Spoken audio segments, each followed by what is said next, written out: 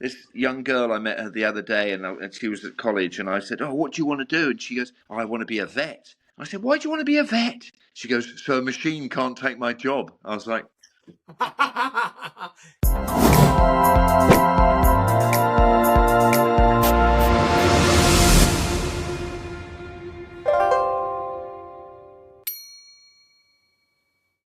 Hello, folks. Thank you for watching another episode of Revenue Playbook Chronicles.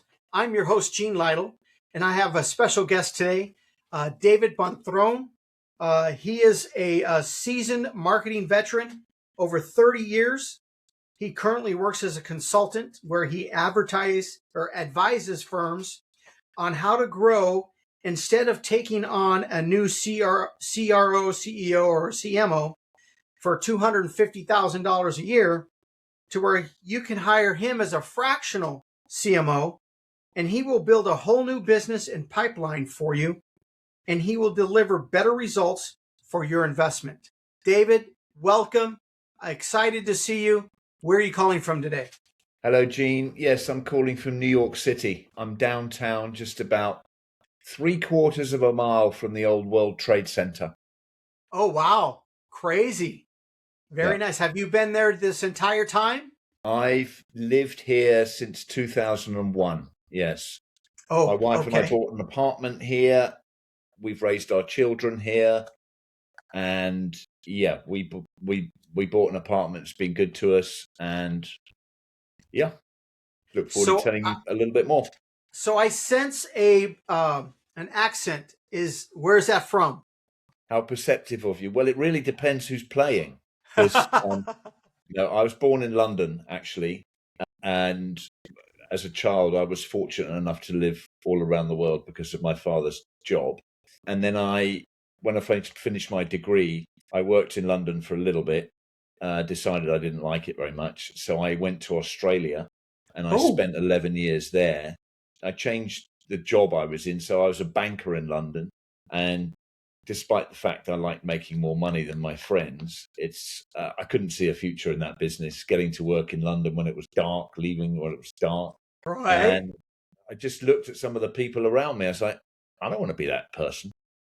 So I hot-footed it to Australia when my brother called me up actually and said, "Guess what? Dad's paying for me to go to Australia." I was like, "Okay, I'll come with you." And it was a sort of natural catalyst because I didn't like the work in London. And it wasn't aligned with my degree. My degree was in international marketing. And so when I pitched up in Australia, I got into advertising. I liked the world. I liked advertising. That discipline made a massive impression on me back in the day when the television was king in terms of influencing consumer choice. And yeah, the rest is history. So I've worked at big agencies, small agencies. I've been a CMO. And now I'm doing stuff on the side, which is more of a consultative nature. And that's probably something to do with the fact that I'm in the twilight of my career and I can probably afford to be a bit select about what I want to work on and what I don't want to work on. And Right. as a consultant, I really enjoy the depth and the breadth and the versatility of the projects that I get to work on. So I've been in earnest. I've been on this consulting journey for about 6 or 7 years. Really, I was forced into it after the pandemic came. And Got I've it. worked on some really interesting stuff. What people ask me to do, like be it fundraising, be it interim CEO of something small, a couple of turnaround businesses, usually wanting a marketing or business development focus. I've worked on a crypto project. I've worked with a significant business process outsourcing group. I've worked with a couple of artificial intelligence startup tools and a software platform or two. So, that's the work that I do. And I work for these companies to help them grow. I use my network because friends love helping friends. I build programs around identifying an ICP in ideal customer profile, and then aligning that with a value proposition that said brand or technology or company is trying to sell, and then I market that accordingly. And then in conjunction to those two tenets. I spent 6 months looking for one of the best cold outbound solicitation organizations where you can you can filter down an audience on LinkedIn through Sales Navigator, use the filters effectively to get to a real finite listing of folks who share job functions in companies of said size, in certain verticals, in specific locations. Then you can go further about those who've posted recently on LinkedIn. And then you can apply another AI layer over the top of that. And you can build outreach programs both on LinkedIn and via enriched email programs to get the prospect to at least look at your particular solution. And I do that, I front that, I facilitate it. And on behalf of the brand or the agency or the startup I'm working for, I can determine whether the individual I've been speaking to is a good prospect or doesn't warrant further pursuing. Got it. So, and that methodology has proven to be quite successful in today's fractional, flexible, adaptive world. You know, the cost of talent is ever increasing. The cost of senior talent is super expensive. And I look at particularly the ad business, where new business is key to growth. And I see a lot of these agencies, they're not big enough to afford a smart senior full-time revenue generating executive, whether you call that person the head of new business or the chief revenue officer or chief growth officer or whatever. And even if they do embark on that journey, they hire that person, and then after a period of time, they're kind of scratching their head and go, hang on a second, we're paying out a lot here, we haven't had a lot in. And I just feel there's a lower risk way for service providers who are in the service industry, who are selling solutions really, to do that. And folks like myself who are prepared to take a lower base in terms of a retainer, but maybe an outcome-based solution should I move the needle for said prospect, seem to find a little niche where there are opportunities. So yeah, that's I've given you a long answer there about where I've come from. No, that's perfect. Where I started and where I've been, and just a couple of things along the way. Very fortunate to have lived in multiple countries over the course of my life, and it's just funny. It's different generations. Like, unfortunately, my mother died last year, but one of the most unique things about her was the fact that she lived she was 89, but she'd lived in 58 different places. I just try and tell that to the average American, right? It's like, we all know there's people in this country who haven't been out of their state, right? So, and there's a high proportion of people who don't have a passport. But fancy living in 58 different countries, right? Places, cities, and or things. I just found that amazing. So I've been fortunate to have a little bit of that. And as kids, we moved around. I think I lived in Holland 3 times. I know I lived in Brazil, which I loved because I developed my love of what you guys call soccer there, and what we still in Britain call football, because guess what? It's played with your foot, not like American football. And yes, I got that. Then a love of languages. I did French, English, and Spanish at what we call A-level in England. Went on to do a degree in international marketing, and yeah, really enjoyed the agency game. It used to be, let's call it, much more fun. I'm not sure the work was much more effective. I mean, there are examples of brilliant advertising campaigns that have significantly moved the needle, and some of those had a real impact on me as a young child, as a young man. And then revered brands like Saatchi and Saatchi, where everyone wanted to work, and I was fortunate enough to work there twice. Other brands like Ogilvy, where I was fortunate enough to work twice. I also worked twice at McCann. And then I spent a few years at Grey Advertising, working there as well, which I thoroughly enjoyed, running a very significant piece of business globally. Again, that was putting myself in a global situation. I was I was asked, frequently, oh, we need you to go to Vietnam to give a conversation about luxury brands in that particular space. Sure, no problem. Or we need you to go to Russia to help launch this new brand in this, what is a dynamic market. I mean, Russia 15 years ago was quite a dynamic market. It was embracing all things West, and there was awful lot of bling coming out of there. That's what I've done. I like the globalization of it, of the business. And I've met lots of friends along the way. It's been good to me. I've made it my business to stay friendly with a lot of those people. But I've also always tried to be at the state of the agency business. So, when I started my career, it was in direct marketing, and, people didn't really know what that was. It was singularly the unsexy part of the business, but it was very effective in terms of data and analytics. And I built a model in Australia, which was quite sound, in that I was doing a lot of work for Toyota on behalf of the agency, Saatchi & Saatchi. And I was a specialist then. I was working for myself again. And I built a model whereby I would send out 100 pieces of direct mail, okay, admittedly to existing vehicle owners and owners of competitive vehicles.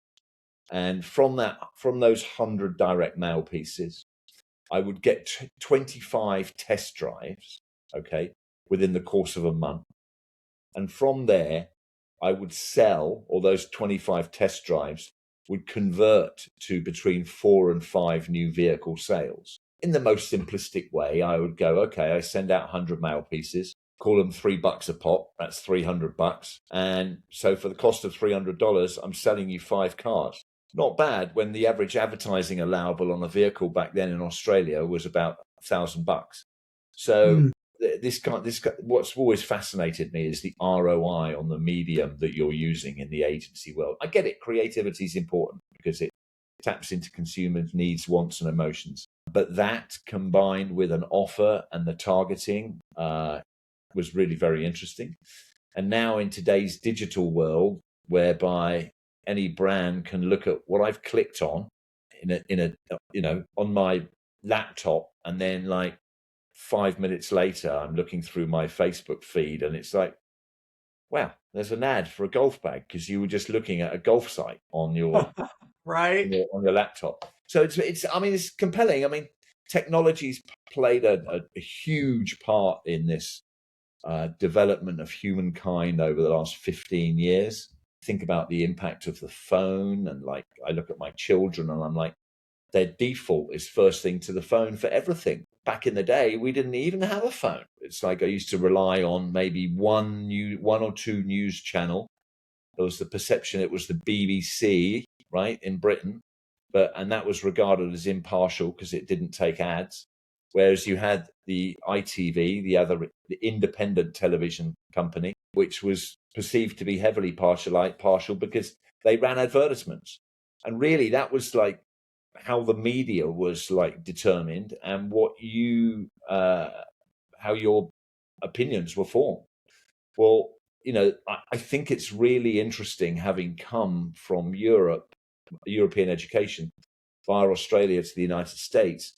And what I used to love, I still do because I still find the situation, but I used to really love getting into a debate in this country between a Republican and a Democrat in a fairly academic situation. And that's what it was. It was a debate about an issue or an event or a circumstance, a debate. But now, we've politicized these parties so much. There's no such thing as a debate, or if there is, it's few and far between. And it's like it's the radical left or the extreme right, and there's no middle ground in between for debate. And people's opinions formed by the very media that they consume.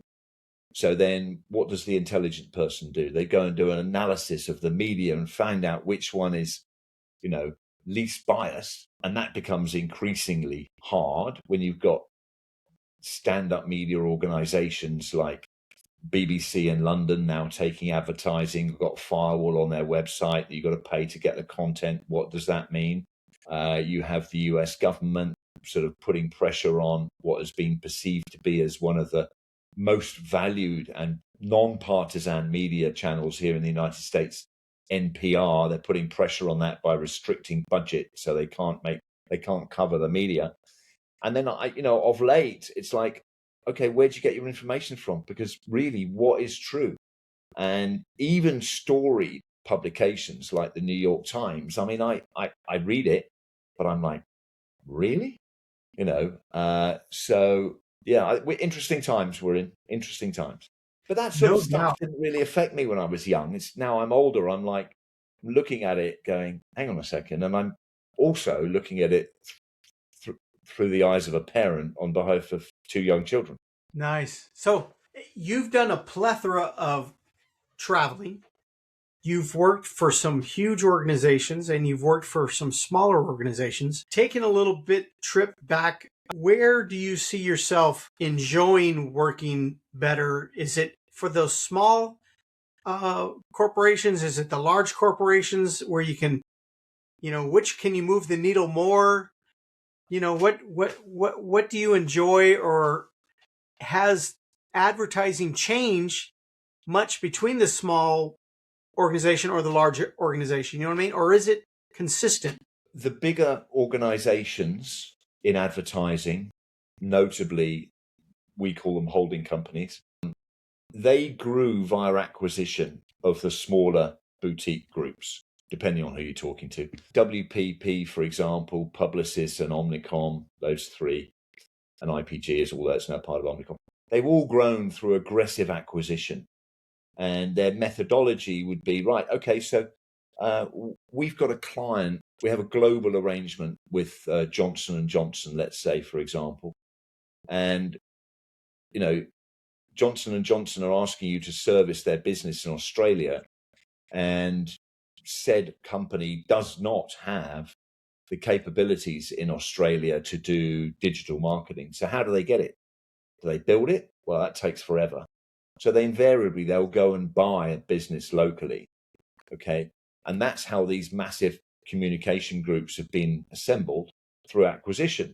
That's an expensive way to do it. You have to pay up front for the revenue. You've got to, depending on what the deal terms are when you're acquiring these groups, what's the earn out for the founders, et cetera, and lots of stuff can go wrong. And it's a high risk strategy. So I'm not saying it doesn't go on still, because Publicis just dumped 2.2 billion to buy LiveRamp a couple of days ago, but it has slowed.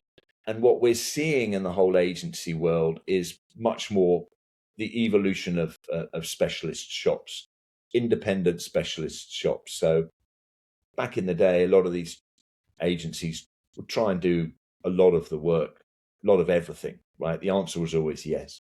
But now clients are smarter. They look under the hood, they go a bit deeper, and they want depth. So they will hire a agency that specializes in social media. They will hire an agency that invests in sports sponsorship, and they'll hire maybe a digital agency and an agency that specializes in general advertising. So that's what you get.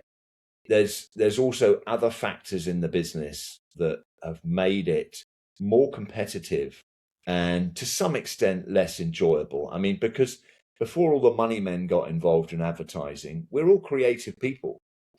If you could afford to turn the lights out, if you could afford to have a good lunch on Friday and, turn the lights on Monday morning when everyone came to the office, things were generally good. We weren't looking quarterly at, what the margins were and all that kind of stuff. And that started to happen when these big companies listed themselves on various stock exchanges. Doesn't mean to say that there's still not an opportunity for that. And some of these independent agencies out there are working to the beat of their own drum, i.e., we don't want to work 24/7, 7 days a week.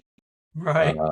We want to have summer Fridays, et cetera, et cetera. So yeah, it's a very interesting time. And like for the a lot of people, I feel, go and work for the big agencies because the big agencies are more comfortable and they've probably got better healthcare plans than the independents can afford.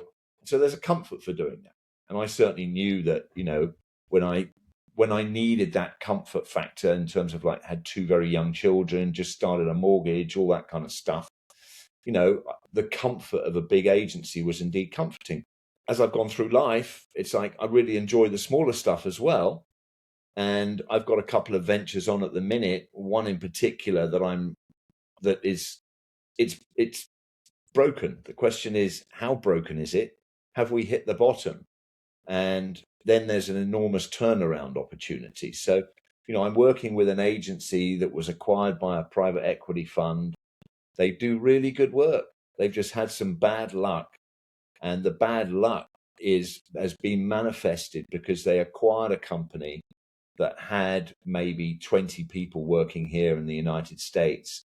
And we decided to move all of those jobs to a lower cost market, i.e. India. And along the way, some of the clients got a bit concerned because they don't understand outsourcing or offshoring or doing work in different parts of the world. So they got a bit concerned. They got a bit nervous. Some of them left the franchise or left the company. So we've seen a big dip in revenue. We've lost clients. However, the service offering that we have with this enormous artificial intelligence threat on our doorstep is well structured and well suited for tomorrow's world of marketing. And in a very simplistic way, we work with e-commerce companies, brands that sell on e-com. And it doesn't matter. We have our own platform. That's not the competitive point of difference. That used to be the way into the business for us 15 years ago. We have our own we've got our own platform. There are other platforms out there, and then other platforms have grown really quickly to make a statement in the industry, not least of which Shopify. And we build those websites accordingly, but that's not the future. That's not where the future of our business is. And so, a customer used to come along, build an e-commerce website, plunk down some money to do so, pay a designer, get some developers, get it up and live, whiz bang, all good. Well, the future of the business, I feel, is very much in using artificial intelligence tools. So a human is managing the process, but the tools are uncovering some insights to determine where underperforming elements on an e-commerce website might be, and then using artificial intelligence tools, which are overseen, coordinated by a human, to put the solution in place. So an example for that might be an apparel manufacturer who sells sports, who we can use a tool and we can find out that the cart abandonment rate on the website is disproportionately high. And we could probably even look at that on a seasonal basis. So we could go, for your industry, your sports apparel business, cart abandonment rate across the board is 46%. In your case, customer, cart abandonment rate in your world is 88%. So we've identified the problem. What solution do we have to get that 88% down to the industry standard of 45%? And if we can move the needle, right, that much in a client's business, it's significant in terms of incremental revenue for them, because those people are coming onto the website, they're putting stuff in their shopping basket, and for some reason, they're leaving. It might be the cost of shipping. It might be the non-frictionless checkout. Could be a whole host of anything.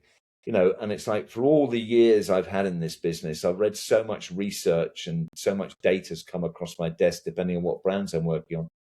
But there's one that still sticks out to me, and that is that 80% of purchase decisions are made inside the store. Now, you don't have to limit yourself to brick and mortar to do that.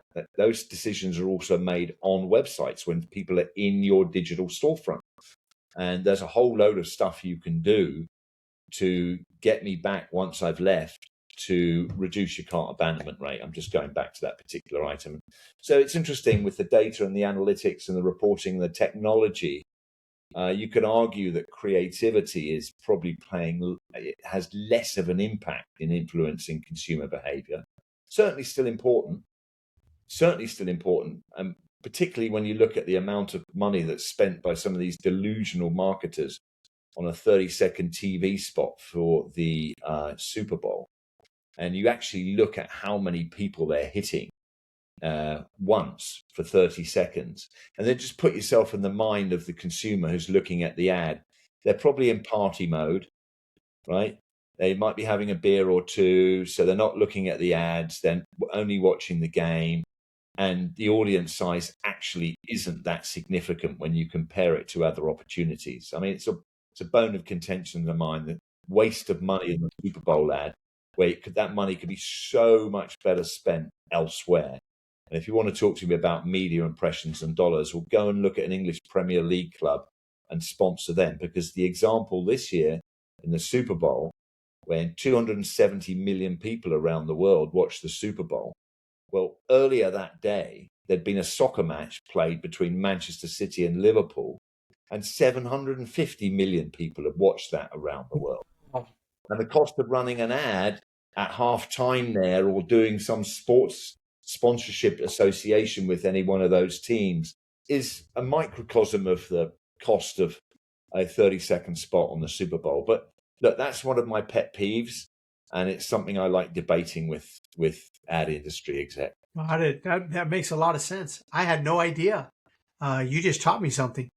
Well, it's just amazing. I mean, the Super Bowl's great for marketers, and there are plenty of stories of marketers demonstrating that forum was a positive, beneficial thing for them. But there are a litany of disasters as well, where the ego of the organization, driven by CEO or whoever it happens to be, we've got to be on the Super Bowl, we've got to spend all this money, and doesn't move the needle at all. Or in fact, I'm sure if you dig deep enough, it's had the adverse effect. Yeah, exactly. So you mentioned AI a couple times, and big data, technology, AI. Has it made you pivot differently? And I understand where you said where it's going, but with all the current events going on, combined with the data, the AI, and this, let's call it the on again, off again war thing, how does that affect you on how you're doing business today? And then what would be next for David? How does it affect me? Well, look, I've been sort of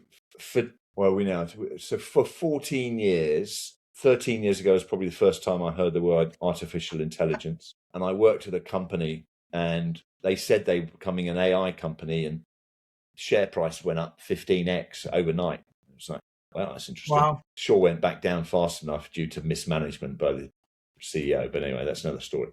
AI. I don't think anybody should be scared of AI. And there are going to be situations where AI is going to take jobs, for sure. It already is. If you look at the number of openings for students coming out of university, they've been at the lowest they've been for some time.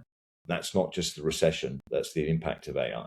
So you can be scared of it, or you can run away, or I don't embrace it because there's a lot of stuff I see out there that's ineffectual. However, in terms of saving time and eliminating a lot of the menial tasks that we would have to do ourselves as humans in days gone by, there's tremendous value there, and I see it. I've associated myself just along the journey, or been approached by a couple of companies who are like, oh, I've got this artificial intelligence tool, and it's about making sense of it. It's like, okay, what does this actually do? What's the value proposition here? And who would it appeal to? And, I got involved with an AI company a couple of years ago. I wouldn't say they were particularly well run, but I thought the product they had was quite useful, in that it predicted what the human eye sees first when it engages with a piece of content. So particularly effective for the ad business. So when you and I are driving our car along the highway, not that I have a car, and you see a billboard there, and on the billboard is a picture of, I don't know, 2 guys and 2 women and a dog. Why is the human looking at only one of the women and the dog, not either of the men or the other woman, right? So, very interesting. And that can help shape how you might want to change your messaging in terms of creatively. It's like, well, okay, if nobody's paying attention to the 2 guys in the ad and they're paying attention to the dog, get rid of the guys and get another dog in the ad. I mean, I'm making it very simplistic, but of course, it makes a lot of sense. That was quite a useful tool. Right. And some of these other tools that I see and have used, I think are useful. But the real value comes in like the human overlay, right? So, you use these things as a tool. You don't use them they don't get used independently, on their own. It's like they need to be managed by a human being who needs to say, okay, this is what we're looking to get out of this investment, right? And here's the timeline we're hoping to get it, and here's the impact we think it can have. So, I mean, that's my view on AI. I know that there's many more thought leaders who know way more about it than I do, who are doing some exciting things. But, anything that goes up that fast in terms of value invariably has a bubble component to it. Right. There will be some sort of an AI correction at some stage. Am I concerned? I'm concerned for the next generation and all of those kids, like my daughter who goes to a good school, and we pay for it, mind. And then the pressure on her is when she comes out of school to get a good job to reflect that good school she's been to. I feel for that generation. But you know what? I went through it myself. It's like, go through university and go and find a job, son. That's what it was like. So we shall see. We shall see what happens with AI. It's interesting. It's interesting. I mean, to what extent is government going to get involved? Is it going to widen the gulf between the very few have-nots who have an absolute disproportionate amount of money and the have-nots? I mean, isn't it unfathomable that a guy called Elon Musk can be worth $700 billion? I mean, do me a favor. What's he going to do with it all? And right. Well, okay, I get Tesla was an interesting thing, but I also know some interesting people in the motor business who are like, it's not all it's cut up to be, my friend. That's, a bubble waiting to happen. Just something's wrong with the world when people of that level of wealth are involved in the Department of Government Efficiency or that close to the president. So, I don't let that stuff annoy me anymore. I just live in my little bubble here in New York, so it's okay. I mean, supermarkets up the road. I walk the dog on the highway. The gym's over there. The pub's around the corner. It's all good. And I work from home. So, and then in terms of what's next, don't know. Just coined this little phrase recently, like spent the first 30 years getting an education and getting a job, spent the next 30 and finding out who I was, spent the next 30 years with a millstone of a mortgage around my neck and marriage and 2 kids. Maybe the next 30 years is time to do something for myself. We shall see. But I've had a good look at retirement, and I really didn't like what I saw. Oh boy! So because my brain is constantly thinking about work, deals, what can you do, and I enjoy that. So why not keep doing what you enjoy, right? And it's not as if I was to turn off from that, I've got 25 other deeply passionate subject matters about which I'm deeply passionate about that I'm going to pursue. Like, fine, yeah, I love my golf. Yeah, I love my soccer, football. I love my travel. I don't mind cooking, and I love socializing. Really, can you do that for the rest of your life? Don't think so. So I like to throw business in there as well. So I'm quite enjoying it. Like I said to you, I've enjoyed this consulting role because I might get a call from somebody who's like, can you help me raise some money? Which is a completely different brief to hey, listen, we're this little agency in Texas. We're quite big in the region, but nobody knows us outside Texas. Can you help raise our profile, and how would we do that?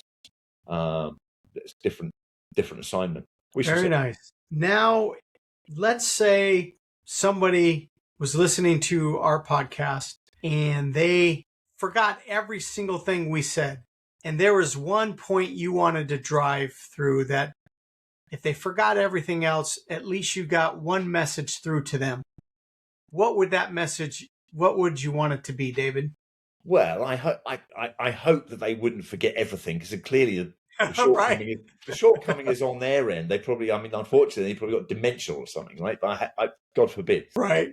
Look, simple things. The older you get, it's just like, be nice to people, because it comes back to you in spades. Stay in touch with friends and people you work with. I see a lot what happens today out in and sure enough, I'm probably on 5 Zoom meetings a day, if not more. People love the sound of their own voice. And one of the greatest things you can do is listen, and take it all in. Okay, because listening is learning. And I just, even in the political realm, you hear some of these debates, and it's these politicians who are trying to convey what they're talking about. You hear them talking across each other, and you can't make sense of what either of them are saying because each other. So let me ask you, maybe we'll try to wrap things up a little bit. If someone wanted to get a hold of you, hire you as a fractional CMO, or learn what you could do for them, what's the best way for them to contact you? There's really 3 ways. My email is david@mrfoster, MRFOSTER.co. That's my email. They can go onto my website, which is www.mrfoster.co, which is just a digital brochure, effectively, telling them a little bit about what we do and how we do it. Or they can connect with me on LinkedIn, and they can just punch my name in, David Bonthrone, Bonthrone. And, I'm not going to give them my mobile phone number yet, but if they look hard, if they look hard enough, they can find it. There you go. Right. Exactly. Yeah. No. So David, it has been a pleasure having you on. You bring a lot of wealth of knowledge, and I feel like there might be room for us to talk again, learning everything that you've done. And I think the advertising space, the marketing space has changed so much through the years, and it'd be nice to find the things that are consistent. I'm a little worried about AI. I agree with you when it comes to the fact that it needs to be followed by a human. You know what I mean? You can't let it go rampant because you don't know where it's going to go or what it's going to use. But if it's watched by a human, I think it could be a lot of good, because I love the time saving aspect of it. But I think but also, and then the efficiency, it doesn't make mistakes, and I don't care how good you are. Every human makes mistakes, because if you're counting 100 of the same things, then you're going to get tired or bored quickly with it. Your mind's going to wander. You're not giving it full attention. You're going to make a mistake. That's just human nature. So there are some tremendous benefits to it. Absolutely. And but I do like a story about this young girl. I met her the other day, and she was at college, and I said, "Oh, what do you want to do?" And she goes, "Oh, I want to be a vet." I said, "Why do you want to be a vet?" She goes, "So a machine can't take my job." I was like, hey, I like that. I think that's a good hook for us to use at the beginning. Yeah, exactly. So, David, thanks again. Folks, thank you for watching another episode of Revenue Playbook Chronicles. If you like our content, please subscribe, share, comment, whatever button you're listening to, use it for us. And we're looking forward to seeing you again, and we will see you on the next one.